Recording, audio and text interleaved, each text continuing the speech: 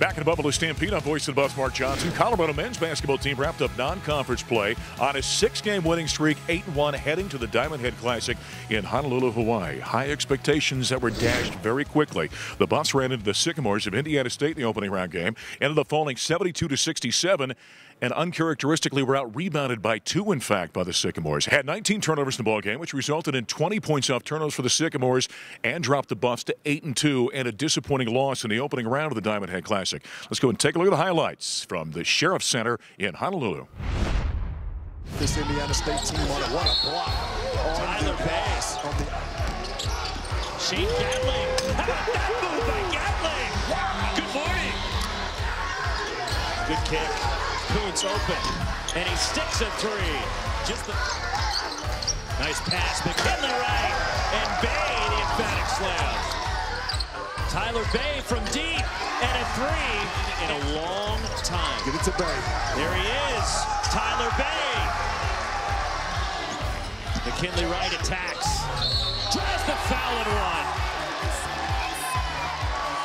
Strong take by McKinley Wright. Shane Gatling. Corner 3 and it's a 1-point game. McKinley Wright gets inside. Leans in and 1. Well, certainly disappointing for the Buffaloes in the loss in the opening round of the Diamond Head Classic in Indiana State, but the Buffs looked to bounce back in the losers bracket the following day, playing host Hawaii at the Sheriff Center. Didn't go a whole lot better. Buffs shot the ball terribly, in fact. Ended up getting beat 70-67. Ultimately, the Buffs did take the lead late in the ball game with about 8 minutes left. Had a 6-point lead with inside 4 to play. Two teams seesawed back and forth. McKinley Wright with a big play with 16 seconds remaining ties the game and a potential and 1, but missed the foul shot. Two teams go to overtime, and the Buffs score 1 field goal in extra 5 minutes and drop their 2nd straight in Hawaii. Here are the highlights as the Buffs lost to the Rainbow Warriors. It's Diamond Head Classic. Offensive rebound Wright. Follows it up and in. McKinley Wright follow up at the side of the backboard. Wright open for 3. Off the backboard and in. And he wanted the and 1. He thought Samuta Avea made contact with the... And I'm 4 for 4 from the field. That's a throw down there by Lucas Seward. Meanwhile, step toe gets turned back by Bay. McKinley Wright high off the glass and in. And it's back to Seward. He hits it.